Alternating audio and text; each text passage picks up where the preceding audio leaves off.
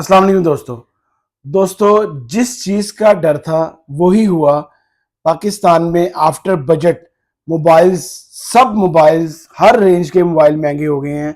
आप कोई भी अगर फ़ोन लेने जाते हैं मार्केट में तो आपको सब फ़ोन, चाहे वो 20,000 का है, चाहे 1.5 लाख का है, चाहे वो 4 लाख का है, सब फ़ोनों पे टैक्स अप्लाई हो गया है।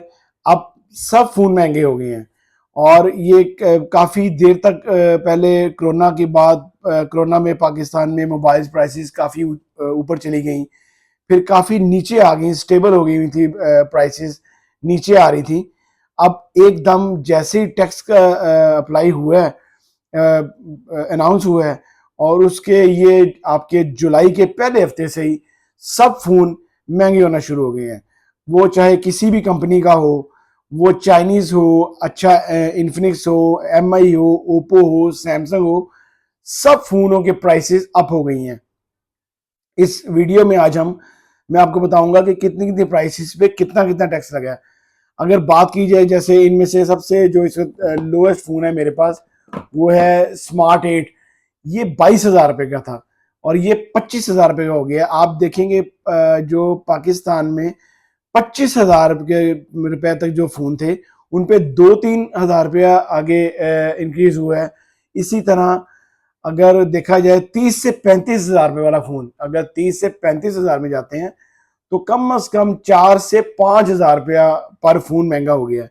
इसमें जैसे मैंने आपको इन्फिनिक्स का मिसाल दी है, इसी तरह आप अगर ये देखें, इसमें 13C देखें, एमआई का, रेडमी का 13C 29,000 का था, ये 35,000 रुपये का हो गया है।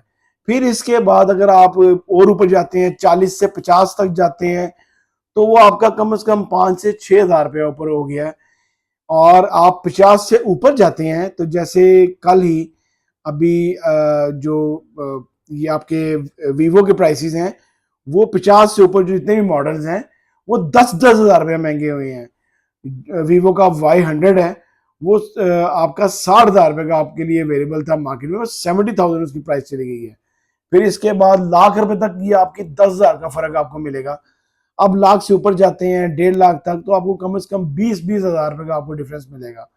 उससे ऊपर इनके सैमसंग के जितने भी मॉडल्स हैं, 4 लाख वाला और 4.5 लाख वाला, 3 लाख वाला, उसमें तो कम से कम 20-20, 30-30 हज़ार रुपया महंगा हुआ है फ़ोन। इसलिए एक दोबारा से मार्केट काफ़ी गर्म हो गई है। काफ़ी मोबाइल शॉप्स वालों ने भी अपना सामान रोक ली है।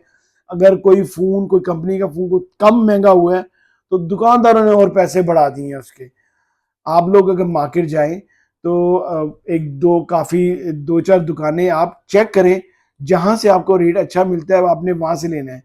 कई अच्छे दुकानदार हैं जो थोड़ा अपना ज़्यादा मार्जिन नहीं रख रहे, पुराने रेट्स पे आपको मोबाइल थोड़ा बहुत नए और पुराने रेट्स के दरमियान आपको मोबाइल दे देंगे।